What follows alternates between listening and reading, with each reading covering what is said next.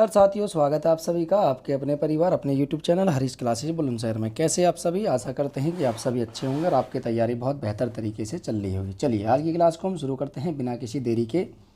और आज की क्लास का हमारा टॉपिक है समुद्रगुप्त। क्या है? समुद्रगुप्त। क्योंकि इससे पहले अभी तक हमने जो क्लास करी है उसमें हमने अभी तक फ़िलहाल में चंद्रगुप्त प्रथम को पढ़ा था, उससे पहले घटोत्कच गुप्त, श्रीगुप्त। लेकिन आज जो हम क्लास कर रहे हैं वो है समुद्रगुप्त के बारे में। चलिए आइए जानते हैं समुद्रगुप्त के शासनकाल के बारे में कि इनका शासनकाल कितना रहा। ठीक है, चलिए ये जो इमेज में आपको दिखाई दे रहे हैं यही हैं समुद्रगुप्त।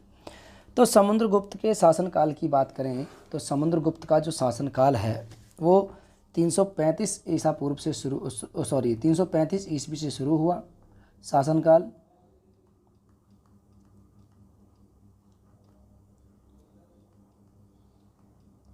शासनकाल 335 एडी से शुरू हुआ और 375 एडी पर समाप्त हुआ। यही था समुद्रगुप्त का शासनकाल। इसके अन्य नाम की बात करें कि समुद्रगुप्त को अन्य नाम किन किन अन्य नामों से जाना जाता था, तो देखिए समुद्रगुप्त को इतिहासकारों ने अन्य नामों से पहचाना है। एक नाम इसका उल्लेख मिलता है जिसका कहते हैं कांच। एक कांच नाम का उल्लेख भी इसमें मिलता है, कांच नाम का उल्लेख मिलता है। अब ये किस इतिहासकार के अनुसार इनका नाम कांच का उल्लेख मिलता है, तो देखिए एक इतिहासकार थे, इनका नाम था विसेंट स्मिथ, यानी Smith comma Flint comma Allen. क्या नाम है? एलन। इन्होंने समुद्रगुप्त के इस नाम का उल्लेख किया है और इन्होंने कहा है कि समुद्रगुप्त का नाम है, इसे कांच नाम से संबोधित किया गया है। लेकिन अन्य स्रोतों से हमें ये पता चलता है कि यह समुद्रगुप्त का नाम नहीं बल्कि इसके भाई का नाम था जिसका वो कांच कह करके पुकारते थे। लेकिन अनेक इतिहासकारों ने इसे बताया है कि इसी यानी समुद्रगुप्त का ही नाम कांच था। अन्य उपाधियों की बात करें, उपाधियाँ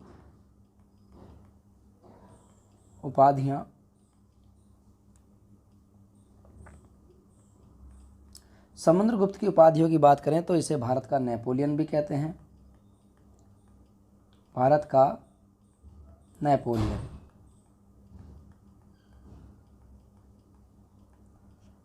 इसे भारत का नेपोलियन कहते हैं। और किसने इसको भारत का नेपोलियन कहा है, तो देखिए विसेंट स्मिथ एक इतिहासकार थे।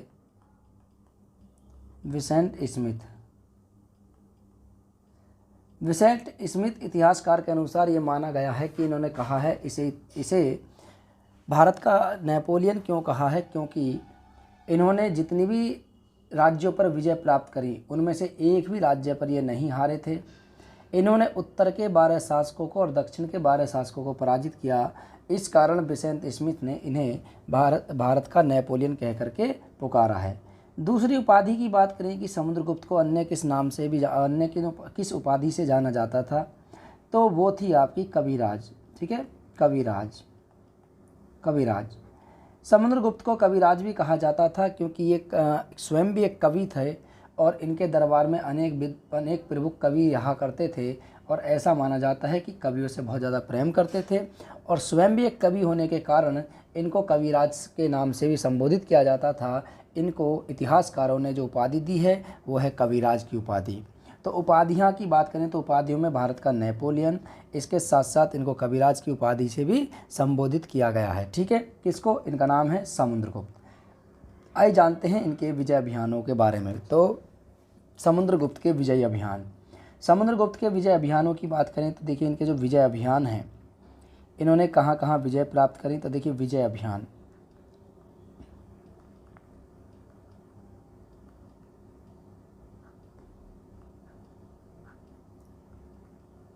समुद्रगुप्त के विजय अभियानों की बात करें तो देखिए सबसे पहली विजय जो थी समुद्रगुप्त की वो थी आर्यव्रत की विजय। किसकी थी? आर्यव्रत की विजय।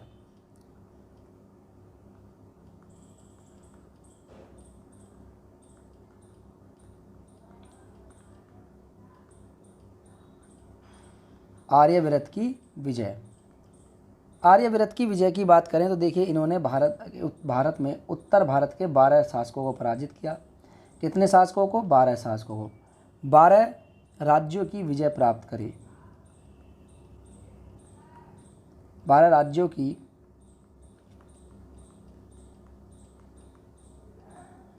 विजय प्राप्त की। और इन्होंने ये जो विजय थी इनको दो भागों में प्राप्त किया। पहले इन्होंने यानी पहली बार में इन्होंने 3 राज्यों को जीता और दूसरी बार में इन्होंने 9 राज्यों को जीता।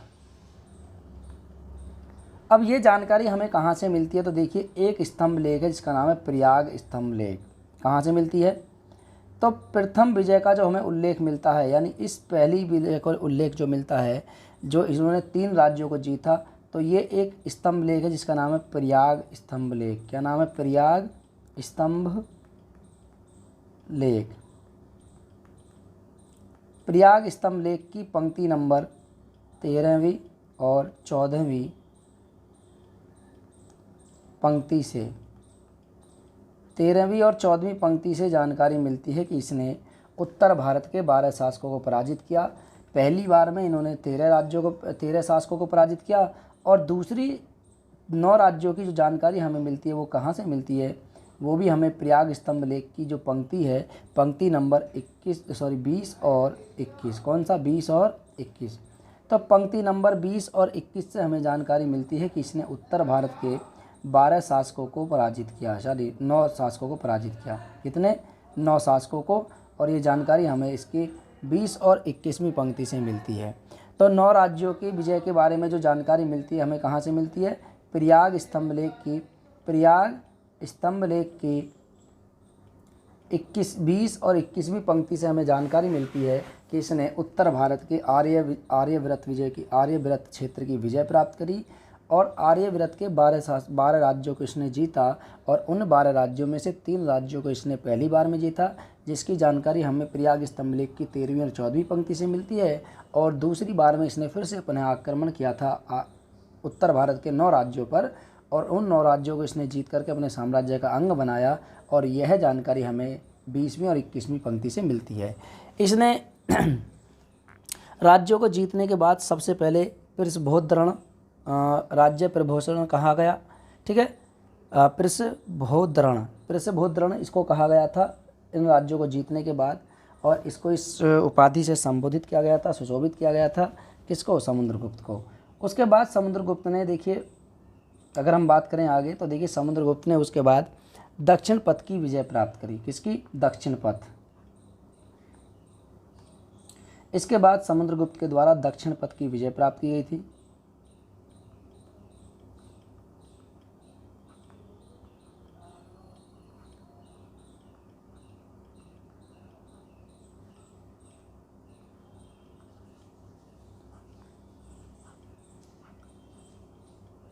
दक्षिण पथ की विजय की बात करें तो देखिए इसने दक्षिण के 12 राज्यों को पराजित किया। कितने? 12 राज्यों को। 12 राज्यों को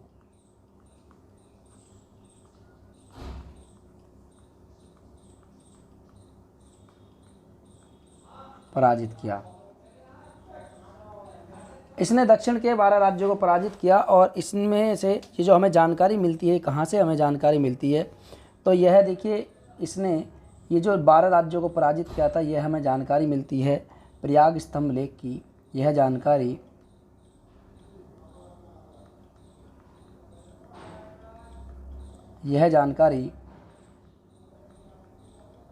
प्रयाग स्तंभ लेख की 19वीं और 20वीं पंक्ति से मिलती है। ठीक है, आप 1 मिनट रुकिए ज़रा। यहाँ पर देखिए ये जो है, यहाँ पर ये 20 नहीं है, केवल 21 ही है। ठीक है, इसको मिटा देना क्योंकि थोड़ा सा ध्यान नहीं दिया मैंने थोड़ा सा। ठीक है, चलिए। तो यहाँ पर केवल 19वीं और 20वीं पंक्ति से जानकारी मिलती है, जो प्रयाग स्तंभ लेख है, जो इसी के एक दरबारी कवि हरिसेन के द्वारा इसकी प्रशंसाओं के बारे में लिखा गया था। और उसी जानकारी यानी उसी स्तंभ लेख की 20वीं और 19वीं पंक्ति से हमें जानकारी मिलती है कि इसने दक्षिण भारत के 12 राज्यों को पराजित किया, और इनको पराजित करने के बाद इसने यहाँ पर एक नीति का पालन किया। अब नीति कौन सी थी? अब इसने क्या काम किया था? जब इसने दक्षिण के 12 शासकों को पराजित किया और उसके साम्राज्य को अपने अधिकार में ले लिया, तो यहाँ पर इन्होंने एक नीति चलाई। इस नीति का नाम था ग्रहण मोक्षानुग्रह। क्या नाम था? ग्रहण मोक्षानुग्रह। ठीक है, यानी जीतने के बाद उनके राज्य को वापस कर देना, इसका अर्थ था, यानी राज्य वापस करना। इसका अर्थ क्या था? राज्य वापस करना, राज्य वापस करना। इस नीति का इन्होंने पालन किया था। किसने? समुद्रगुप्त ने। इसको आप ध्यान रख लेना। ठीक है, तो ये पूछा जाएगा कि दक्षिण भारत की विजय की जानकारी हमें कहाँ से मिलती है? तो 19वीं और 20वीं पंक्ति से। और इन्होंने जो नीति चलाई थी ग्रहण मोक्षानुग्रह। आगे हम बात करें तो आठविक राज्यों की विजय। किसकी? आठविक राज्यों की विजय। आठविक राज्यों की विजय। आठविक राज्यों की विजय। समुद्रगुप्त ने आठविक राज्यों की विजय प्राप्त करी। यह जानकारी, ठीक है, यह जानकारी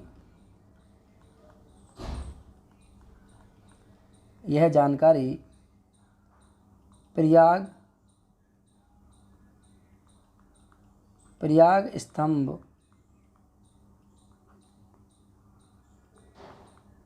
लेख की 21वीं पंक्ति से मिलता है।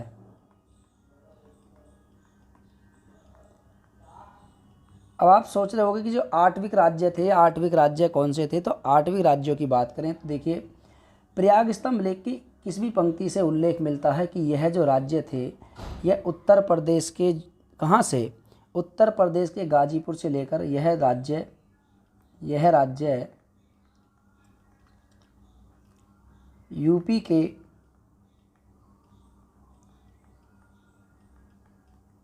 गाजीपुर से लेकर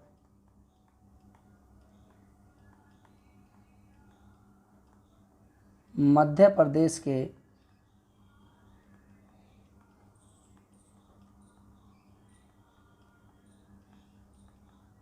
जबलपुर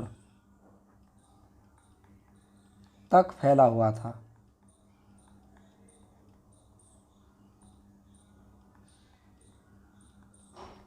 यह राज्य यूपी के गाजीपुर से लेकर के मध्य प्रदेश के जबलपुर तक फैला हुआ था। इन राज्यों पर इसने विजय प्राप्त करी, और इन राज्यों की विजय के बारे में हमें उल्लेख प्रयाग स्तंभ लेख की कितनी, यानी 21वीं पंक्ति से मिलता है। ठीक है, चलिए आगे नेक्स्ट बात करें। समुद्रगुप्त की सीमावर्ती राज्यों की विजय। किसकी? सीमावर्ती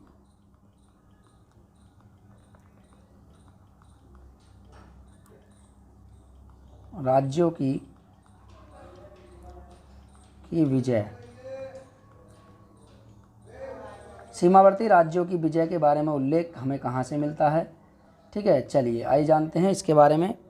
तो ये हमें सीमावर्ती राज्यों की विजय का जो उल्लेख मिलता है, इसकी प्रयाग स्तंभ लेख की, कहाँ से? प्रयाग स्तंभ लेख की 22वीं पंक्ति से मिलता है।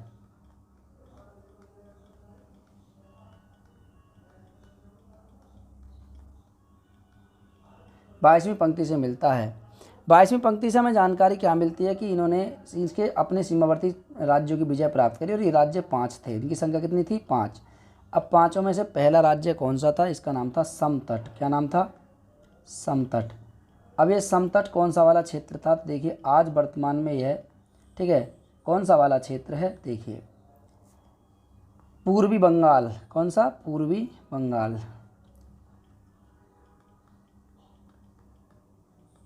पूर्वी बंगाल, वर्तमान में आज इसे बांग्लादेश कहते हैं, वर्तमान बांग्लादेश। वर्तमान इसे बांग्लादेश कहते हैं, इसी पर इसने विजय प्राप्त करी थी। दूसरा जो क्षेत्र है इसका नाम है डवाक, क्या नाम है?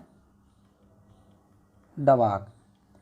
डवाक की बात करें तो ये वर्तमान में असम का एक ज़िला है जिसका नाम है नवागांव, ठीक है। तो असम का एक गांव है नवागांव जिला, सॉरी, असम के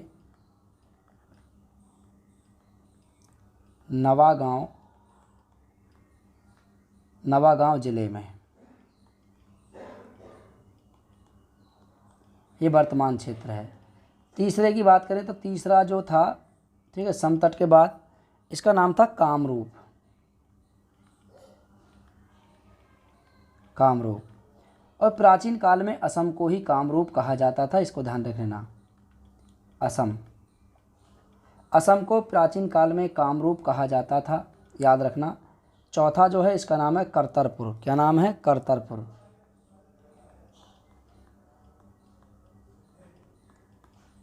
आज वर्तमान में यह पंजाब का करतारपुर है, यह है पंजाब का करतारपुर।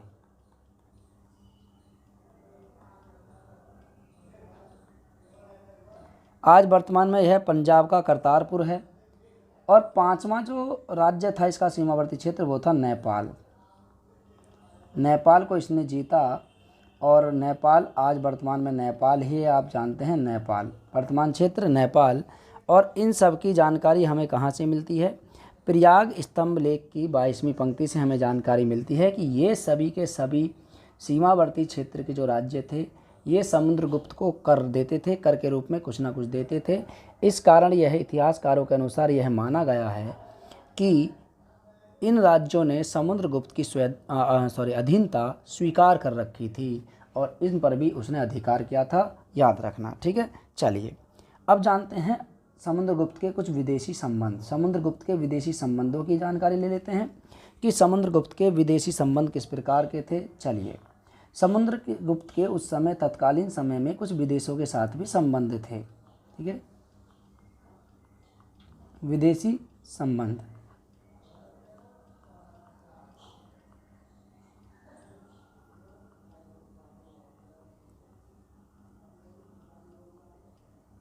विदेशी संबंध की बात करें तो देखिए 23वीं और 24वीं, ठीक है, ये कहाँ से जानकारी मिलती है? 23वीं 24वीं पंक्ति से जानकारी मिलती है।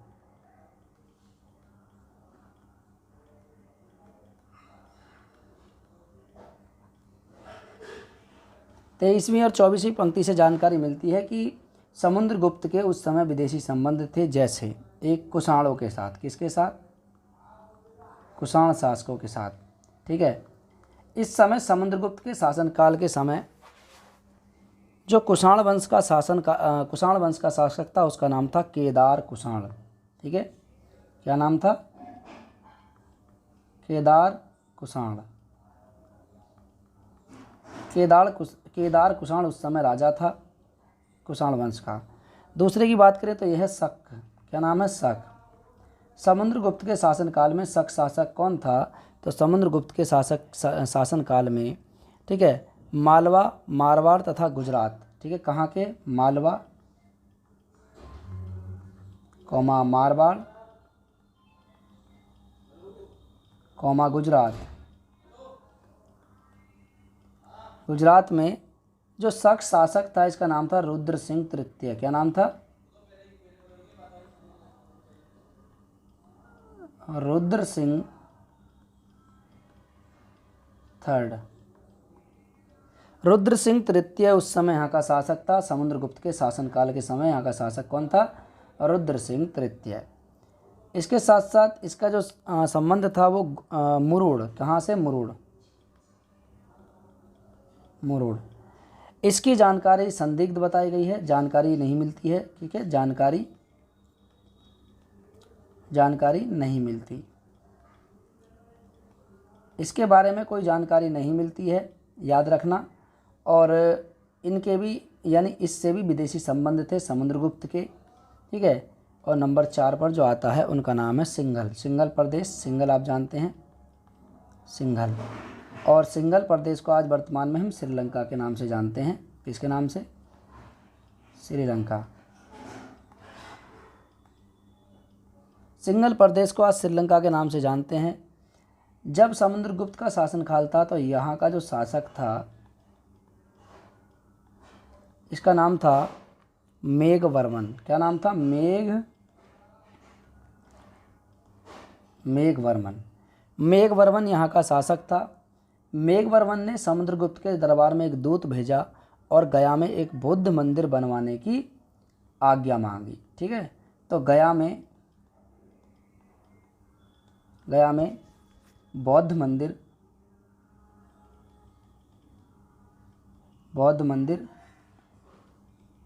बनवाने की परमिशन मांगी और समुद्रगुप्त के दरबार में एक दूत भेजा, ठीक है। समुद्रगुप्त के दरबार में एक दूत भेजा।